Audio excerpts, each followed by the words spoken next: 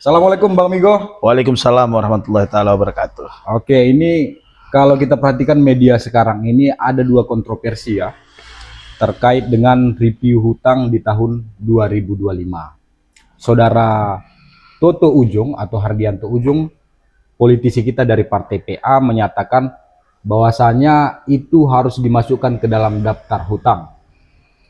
Namun ada kontradiksi dari saudara Bung Migo yang juga ikut berstatement bahwasanya itu tidak layak untuk masuk ke daftar hutang karena tidak memenuhi kriteria seperti yang sudah direview oleh Inspektorat dan APIP. Mohon dijelaskan lebih jelas lagi supaya publik mengetahui ada persoalan apa sebenarnya di Pemko sekarang ini. Oke, baik, terima kasih Adinda Potah. Ini Adinda Potah ini sangat luar biasa ya. Terkait tentang statement saya menyentil saudara Toto selaku anggota DPR aktif hari ini Kota Subuh Salam, karena menurut saya saudara Toto itu sudah keliru, ya. Yang dimana terkesan dalam statementnya beliau terkesan untuk memaksa untuk memasukkan hutang. Dalam arti kesimpulan harus menambah hutang. Karena menurut saya pada prinsipnya hari ini terkait tentang review hutang itu adalah bagian daripada kinerja pemerintah melalui APIP. Pastinya punya dasar-dasar yang jelas, punya regulasi yang jelas, punya aturan yang jelas.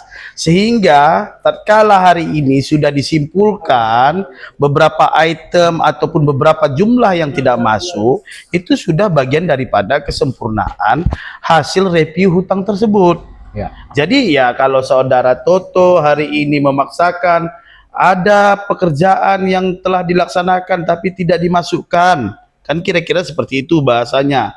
Lah, kalau memang sudah dikerjakan sesuai dengan aturan, LKPJ-nya sudah lengkap, otomatis pasti dimasukkan. Tidak mungkin pemerintah ataupun APIP ya melanggar aturan yang memang harus dilaksanakan. Sebenarnya di situ titik persoalannya. Jadi sehingga ya terkesan menurut saya Bung Toto ini, teman saya Toto ini terkesan ya ada kepentingan-kepentingan tersendiri seperti ya secara politik harus menggelembungkan hutang dan lain-lain. Kira-kira seperti itu karena ya ini kepentingan SKPK loh.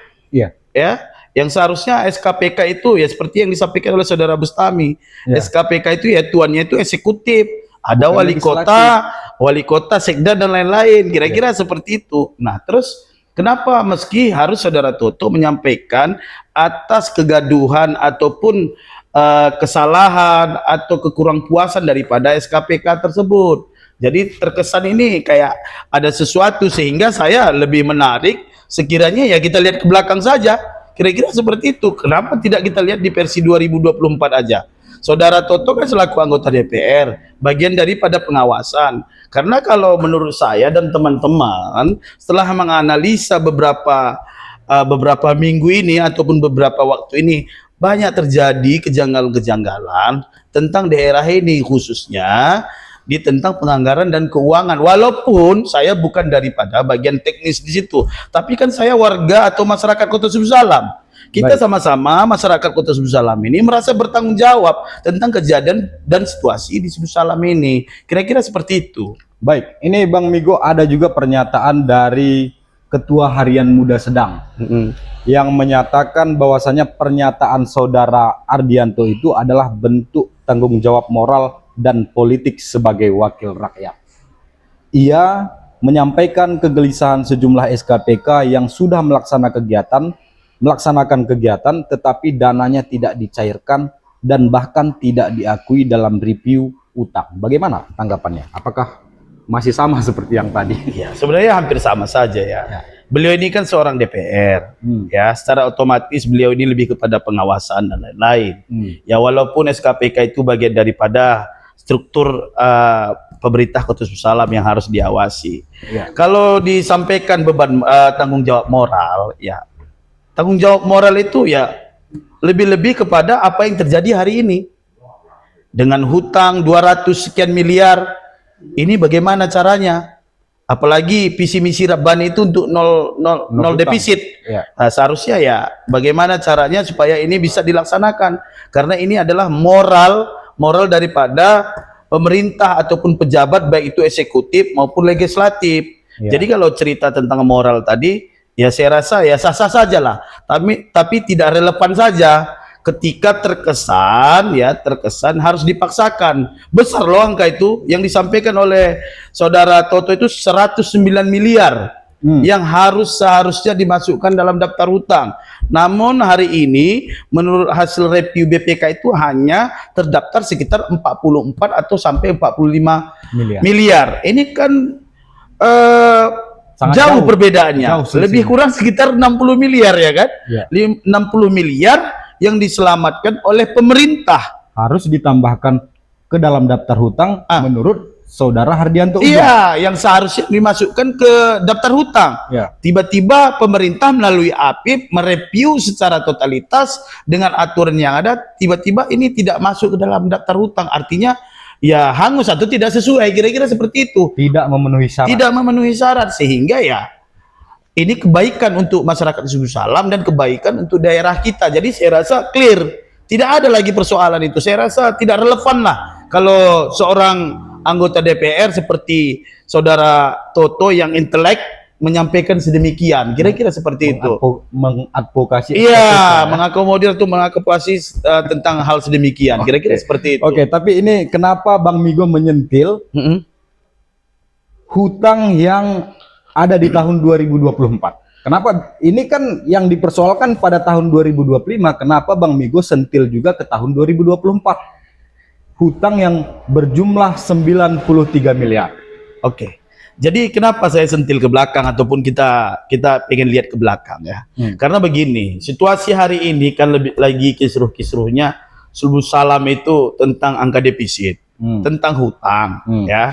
Kalau kita cerita tentang hutang ini yang selalu di benak masyarakat itu, di gambar masyarakat ini kan tentang politik saja. Oh, itu kinerja orang masa lalu. Kan begitu, ataupun itu hari ini dilakukan oleh pemerintah hari ini, menambah segala macam, itu yang informasi simpang siur hari ini. Nah, saya menyampaikan kepada saudara Toto, mengapa? Karena beliau anggota legislatif, mempunyai peran. Beda dengan saya hanya masyarakat. Kan begitu, sebagai pengamat, melihat kritis dan sebagainya. Nah, menariknya di sini adalah menurut analisa kami setelah kami telusuri dari berbagai pihak, kan begitu, kami menemukan ada kejanggalan ataupun ada yang sifatnya sangat amburadul bagi kami, yang dimana di tahun 2024 itu menurut data yang kami temukan ya, terjadi pembengkakan hutang ternyata, yaitu semasa PJ Ajahari, yaitu mencapai di angka 93 miliar dalam kurung waktu 6 bulan. Ini kan sangat luar biasa yang belum pernah disampaikan kepada masyarakat. Nah, ini makanya saya pengen ya teman-teman DPR, yaitu terkhusus saudara Toto, cobalah kita cross check ke belakang. Bila perlu, apabila ini menyalahi aturan, silahkan dibedah terus, ditelaah terus. Bila perlu ini pihak APH terlibat, ya sampaikan kepada APH agar ini telusuri kembali. Walaupun hari ini itu sudah konkret, sudah terbungkus dalam review hutang, sudah konkret dan sudah pernah disahkan misalnya, tapi tidak ada masalahnya ketika memang itu tidak jelas, ya dibuka kembali gitu loh, maksud saya. Karena itu angka yang cukup fantastis. Oh, sangat fantastis. Kalau saudara Pota ingin menanyakan kronologisnya kira-kira, ya mungkin saya bisa sampaikan. Ya, silakan sampaikan kronologisnya. Iya, kalau menurut analisa saya dan teman-teman setelah kita lihat bersama, pada tahun 2024, masa sebelum transisi saudara wali kota lama yaitu Pak Bintang, itu anggaran di APBK murni itu hanya sekitar 682 miliar. Ya. Kira-kira seperti itu. Termasuk sudah kegiatan pilkada di situ. Dan kalau tidak salah kita mendapatkan surplus itu sekitar 28 miliar. Ya. Itu kalau tidak salah. Namun seiring berjalannya waktu ya, di angka perubahan setelah transisi politik, transisi jabatan, yaitu sudah ada angka kenaikan anggaran di perubahan itu mencapai 147 sampai 150 miliar. Ini kan yang menjadi salah satu sumber kalau kita runut dari awal. Iya. Kira-kira seperti itu, sehingga 150 miliar ini ketika kita bedah kembali, tidak ada urgensi kegiatannya, tidak ada yang menyentuh kepada masyarakat. Misalnya pembangunan jalan Kecamatan Runding yang sekarang sedang rusak, Ya. 100 miliar ke situ misalnya. Oh, kelihatan. Nah, karena tidak adanya ini, makanya ini jadi pertanyaan besar. Makanya saya sampaikan kepada saudara Toto, mari kita lihat ke belakang. Ini kita cek ini. Gitu loh maksud saya. Nah, sehingga terjadinya pembengkakan anggaran tersebut 147 miliar, terrealisasi lebih kurang 50 sampai 60 miliar, maka terjadilah beban hutang mencapai 93 miliar. Nah, kalau menurut saya ini adalah angka luar biasa. Angka paling besar sepanjang sejarah Kota Sebut Salam berdiri. Kira-kira begitu. Angka paling besar sepanjang sejarah Yang saya ketahui seperti itu. 93 miliar itu hampir mencapai 100 miliar itu luar biasa. Kenapa Bung Migo atau Bang Migo juga menyinggung nama-nama seperti Pak Jerimunte, Pak Zulkifli ya, mantan kepala Bapeda, dan juga ada Tengku Jaswadi. Ya, kalau sebenarnya saya tidak menyinggung ya, itu kan fakta. Ya, itu fakta yang dimana pada tahun anggaran tersebut beliau adalah, Bang Fajri adalah selaku ketua Banggar mungkin ya, kalau tidak salah ketua Banggar ataupun bagian daripada di legislatif pada saat itu, karena setahu saya pada saat itu terjadi mosi tidak percaya terhadap ketua DPR yaitu saudara Ade Fadli. Ya, mungkin karena hal itu maka diambil alih oleh wakil pimpinan, yaitu jadi Pak Jerimunte dan kawan-kawan. Ada Bu Dewi, ada teman saya, partner saya Pak Bahagia Maha, ada saudara Doli. Jadi itu di Banggar. Jadi saya rasa ya mereka lah yang lebih tahu tentang hal itu. Mungkin saudara Adinda Potah nanti bisa tanya kepada bapak-bapak tersebut. Terus kenapa Bang Zulkifli juga tersebut namanya oleh saya? Karena setahu saya pada saat 2024 semasa PJ Ajahari selaku wali kota, saudara Zulkifli itu adalah Kaban Bapeda, ya, kepala Bapeda.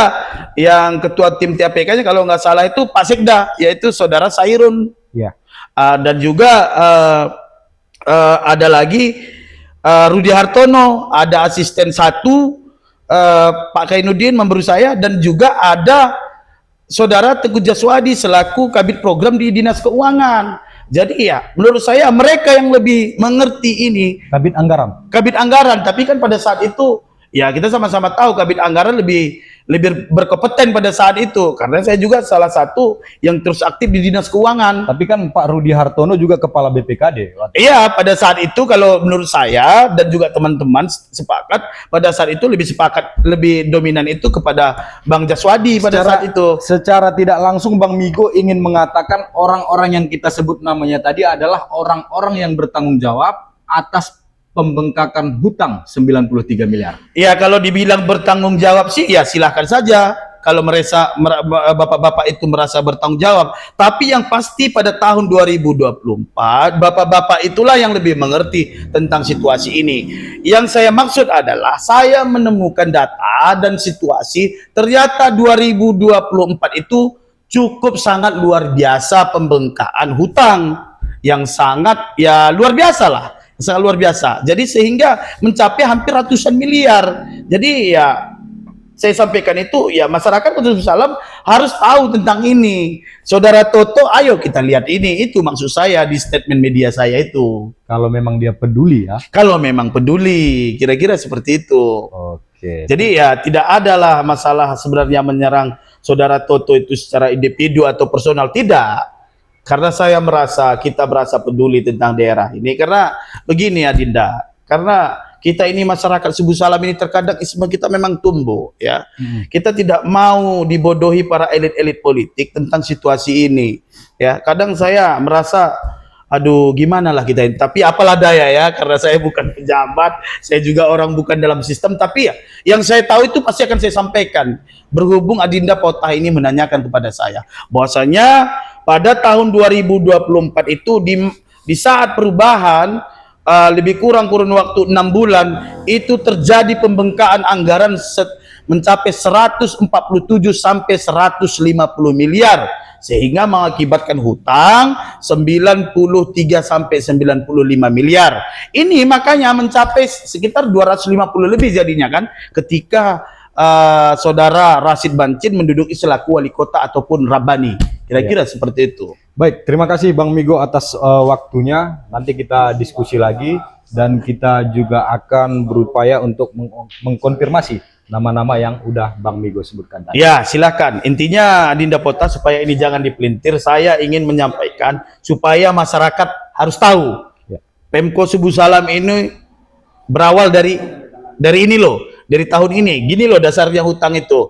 Jadi ya, sama-sama lah kita bedah, sama-sama kita luruskan, dan saya juga berharap kepada adik-adik mahasiswa, LSM, OKP dan sebagainya ikut bersama-sama melihat ini, kira-kira seperti itu. Ya, karena memang masyarakat ini pusing ini Bang Migo. Sikit-sikit bicara hutang, sikit-sikit bicara defisit. Iya, betul, Dan betul. masyarakat nggak tahu menau, tapi tiba-tiba angka hutang membengkak terus. Iya, oleh karena itu maka sebagai kita adalah kaum-kaum muda yang prihatin tentang hal ini, ya kita sampaikan apa yang kita tahu. Ya, ketika saya ada yang merasa ini tidak benar, ya silakan saja disampaikan sesuai dengan data. Tapi saya berdasarkan LHP BPK pada tahun 2024.